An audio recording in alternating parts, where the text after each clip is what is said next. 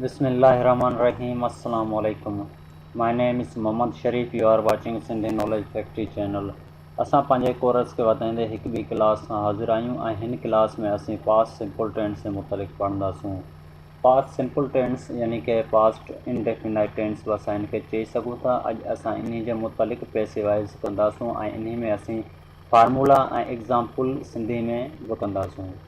लेकिन हिन क्लास खे स्टार्ट करण खां पहिरीं मुंहिंजी हिकु रिक्वेस्ट आहे, जेकॾहिं अव्हां असांजे चैनल खे अञा ताईं नाहे सब्सक्राइब कयो त हींअर ई असांजे चैनल खे सब्सक्राइब कयो ऐं साथ बेल आइकन वारे बटन ते पिणु क्लिक करियो ऐं असांखे सपोर्ट करण लाइ हिन वीडियो खे लाइक करियो। स्टार्ट करियूं था पंहिंजी क्लास खे। पास्ट सिंपल टेंस जी असां अगरि एक्टिवाइज़ जी ॻाल्हि करियूं त हीउ ज़मान उहो हूंदो आहे जंहिंमें असीं माज़ी जी ॻाल्हि कंदा आहियूं, यानी कि जीअं वेझड़ाई में को माज़ी में कमु कयो हुजे तंहिंखे असीं पास्ट सिंपल टेंस सां बयानु कंदा आहियूं। हाणे हलूं था इन्ही में असीं फार्मूलनि जी तरफ़। सभ खां पहिरीं असां फॉर्मेशन खे सम्झण जी कोशिशि कंदासूं, छो जो असां रोज़ जेको बि सेंटेंस हूंदो आहे, जेका बि असां सेंटेंस ठाहींदा आहियूं उहो फॉर्मेशन जी ई मदद सां ठाहींदा आहियूं ऐं फॉर्मेशन खे ई असीं फॉलो कंदा आहियूं। त सभ खां पहिरीं असीं अफर्मेटिव जी फॉर्मेशन खे सम्झंदासूं। अफर्मेटिव में असां वटि एक्टिवाइज़ जी जेका फॉर्मेशन आहे उहो ई आहे सभ खां पहिरीं subject second form of verb plus object. इन जी असीं पैसिवाइज़ जी ॻाल्हि करियूं त पैसिवाइज़ में असां वटि सभ खां पहिरीं ऑब्जेक्ट ईंदो। इन खां पोइ हेल्पिंग वर्ब में असां वटि वाज़ या were plus third form of verb plus by plus subject. Was ऐं वर जे यूज़िस जो इस्तेमाल जी ॻाल्हि करियूं त वाज़ असांखे उते इस्तेमालु करिणो आहे जिते असां कंहिं हिकु शइ यानी कि सिंगुलर जे मुतलिक़ ॻाल्हि करियूं त असां सेंटेंस में हेल्पिंग वर्ब जे दौरान वाज़ इस्तेमालु कंदासूं।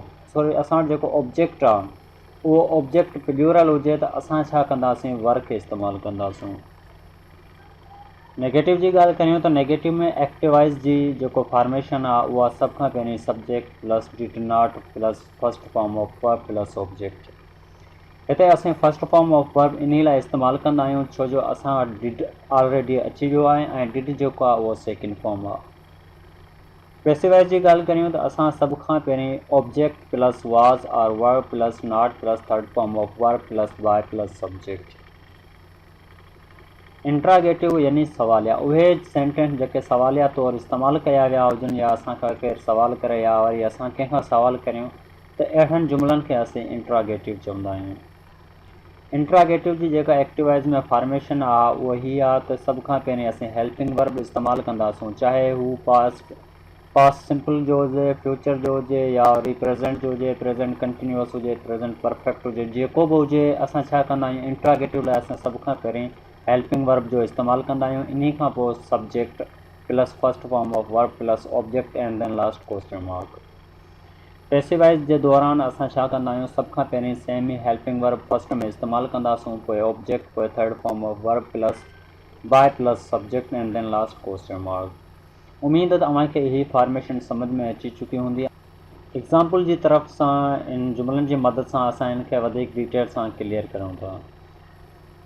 एक्टिवाइज़ में आहे ही बॉट आ कार, ही एक्टिवाइज़ जो आहे। इन जो पैसिवाइज़ छा थींदो, आ car was bought by him. हिते छा आहे, असां वटि बॉट जेको आहे सेकेंड आहे, हिते बॉट थर्ड फॉर्म आहे।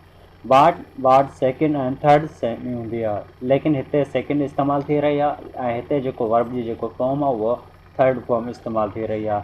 हिते असीं वाज़ इन लाइ ॾिनो छाकाणि त असां वटि आ कार यानी कि हिकु कार आहे। इन लाइ असीं छा कयो आहे, वाज़ खे इस्तेमालु कयो आहे। जेकॾहिं हिते कार्स यानी कि केतिरियूं ई कारूं हुजनि हा त असां हिते सॉरी हिते वर इस्तेमालु करियूं आहे। नेगेटिव जी ॻाल्हि करियूं, I did not help them, I did not help them. Passivize में थींदो दे वर नॉट हेल्प बाय मी। हिते असीं वर इन लाइ इस्तेमालु कयो आहे त हिते देम आहे यानी कि उन्हनि, हिते काफ़ी यानी कि हिक खां वधीक आहिनि, इन लाइ असीं छा इस्तेमालु कयो आहे, वर। हेल्प, हिते असीं हेल्प इन लाइ इस्तेमालु कयो आहे त हिते थर्ड फॉर्म आहे ऐं हिते फर्स्ट फॉर्म आहे। इंट्रागेटिव जी ॻाल्हि करियूं त सभ खां पहिरीं असां छा कंदा आहियूं, हेल्पिंग वर्ब इस्तेमालु कंदा आहियूं। असां इन सेंटेंस खे बि सम्झूं था। Did she decorated the words, last में असां क्वेश्चन मार्क ॾिनीसीं ऐं फर्स्ट में असां छा कयोसीं, हेल्पिंग वर्ब खे इस्तेमालु कयोसीं। इन जो पैसिवाइज़ कुझु इन तरह सां ठहंदो, त were the words decorated by हर, हिते वर इन लाइ इस्तेमालु कयो आहे त हिते वेल्स आहे।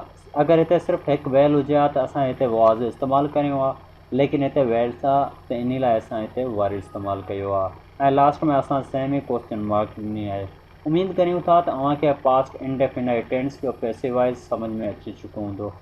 जेकॾहिं अव्हां जो को क्वेश्चन हुजे या वरी अव्हांखे का ॻाल्हि न सम्झ आई हुजे त तव्हां असां खां कमेंट करे पुछी सघो था। इनशाला असां हाणे नेक्स्ट क्लास में मिलंदासूं। तेसीं ताईं ख़ुदा हाफ़िज़। सिंध दिए सिंध बारा जियन सिंधी टोपी अज बारा जियन इहा सिंध नदी रीता सिक भरी प्रीता नची नची यारो अंत हिकड़ो ई नारो नारो नारो नारो